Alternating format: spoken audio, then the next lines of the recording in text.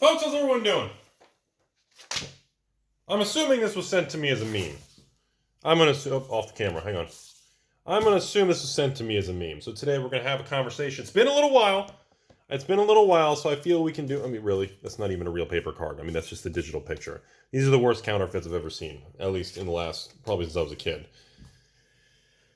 Obviously, this is just a follow-up video to talk about the state of mind of what's going on, the market conditions in counterfeit cards. So, pull up a seat, sort your own cards, turn off, or you don't have to turn it off, just hit the pause on the prawn videos, and everybody let's just talk about everything for a minute here.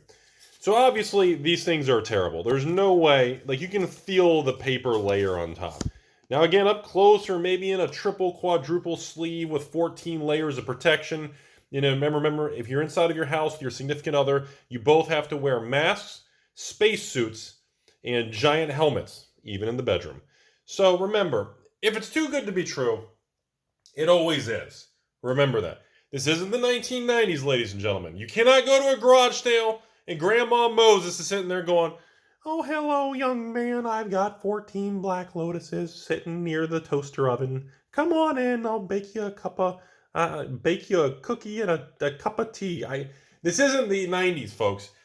Everybody has smartphones, also known as supercomputers, also known as toxic social media in their pocket. Everybody has this stuff. We all know. All you have to do is hit the old googly and type in any of these words, and you're going to know that they're rare or have value. So anyone, for these Timmies out there, falling for Craigslist stuff and Backpage and Silk Road and Underground Railroads and whatever you're into, that are fine. Rudy! Oh my God, I'm telling you, no joke.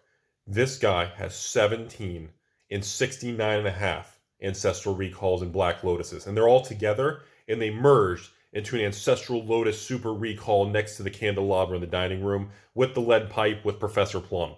I mean, what are you talking about? What are you talking about? Remember, folks, if it's too good to be true, it is. Use common sense.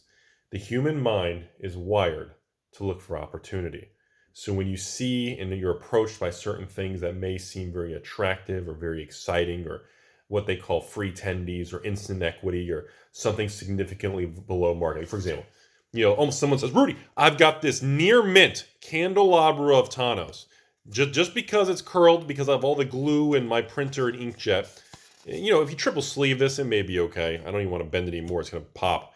Look, if it's a $500 card and someone's like, hey, hold on a second, they put a bunch of common cards in the Craigslist ad, and then in the corner, hang on, hold on, and then in the corner, all of a sudden, you can see the corner of a black lotus way in the corner. There's a little revised dual land down here, and everything else is commons. It's staged. It's a scam. Okay, folks, remember that. Just you got to use common sense. And let me just finish this comment here.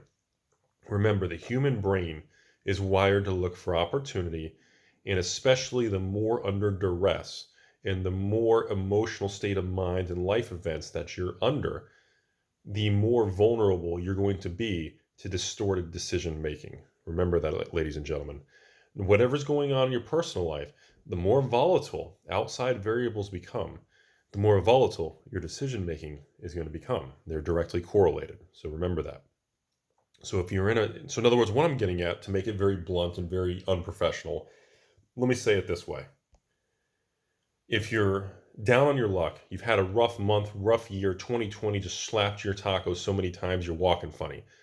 If you're in situations like that, the reason why people in rough situations tend to snowball downwards more, or we all have that one friend or family member that has just had terrible things happen to them.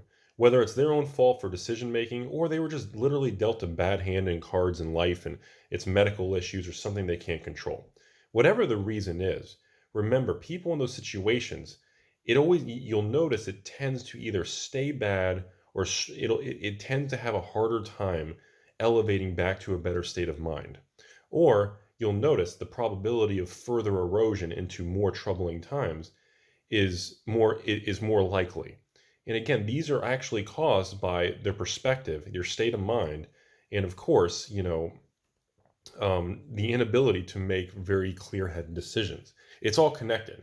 The same thing we talk about, I tell you all over and over, whether you're into the magic, the yu-gi-ohing and poking your mom and stepsister stuck in the dryer or washing machine, or, whatever it is, stepmom gets stuck under the couch, whatever you're into, it's not a problem. I'm not here to judge. It doesn't make any difference to me, but you just need to understand limitations and everything in certain tolerance levels. You just can't take things extreme.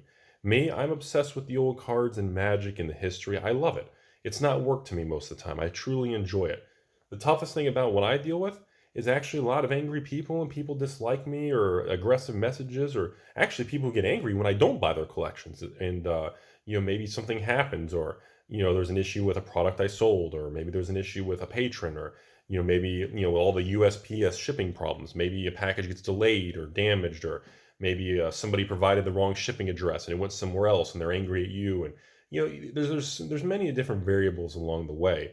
But the key is you got to try to keep emotion calm, and you've got to manage the risk. So back to the main component of this video. And again, I know. Look at this. I know. I mean, what is this? It's not even like, does somebody already kind of make a mess on this thing? I get it. Seriously. And some of these are just terrible. I mean, some of these, the colors aren't even right. I get it. But it's obvious to you and me because we've watched a lot of Magic cards. We've handled a lot of Magic cards. To us, there's no real risk. But to the individual who's struggling financially, or struggling with mental health, struggling with their family or significant other, there's a lot of other variables in life events hurting them.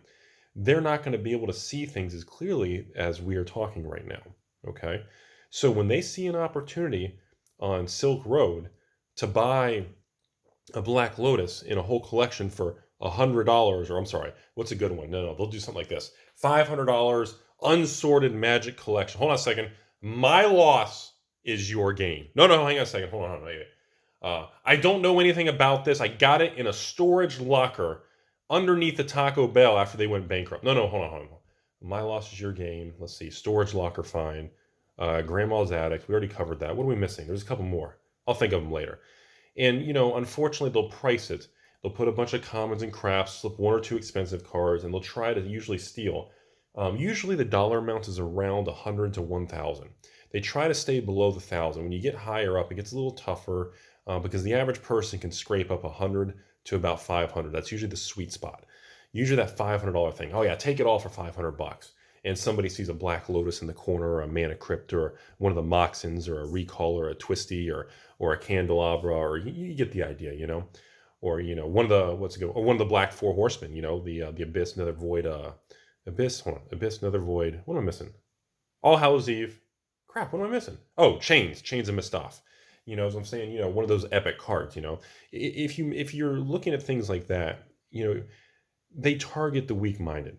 They target the people that they know they have a higher probability of success. They're playing the law of large numbers, similar to 80s and cold calling and slinging penny stocks in the 80s and 90s before the SEC and regulation really tightened up in modern times. That is how things like that work. And the most dangerous part about it is that, the problem is they're targeting a certain socioeconomic class. In other words, if you want me to be really blunt about it, they're targeting lower income or poor people, and they're hoping that people don't know what the hell they're doing. And that's the problem. They're targeting that type of individual, or someone that point in their life, a younger person, someone struggling. That's what they do when they run scams.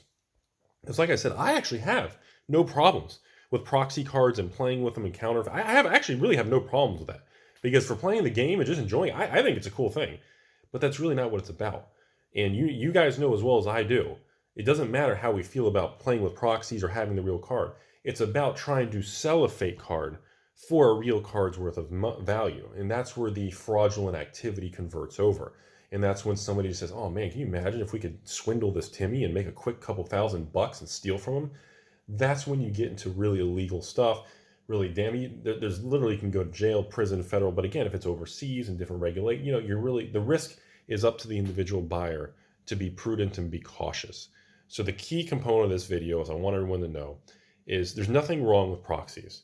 But when you're buying cards and expensive cards, you need to know what you're doing, and you need to be in a clear state of mind. If you're not in a clear head, you're going to make bad decisions, and you may realize it or you may not. Maybe years later you realize it. So have a great day. Hope you all learned something today.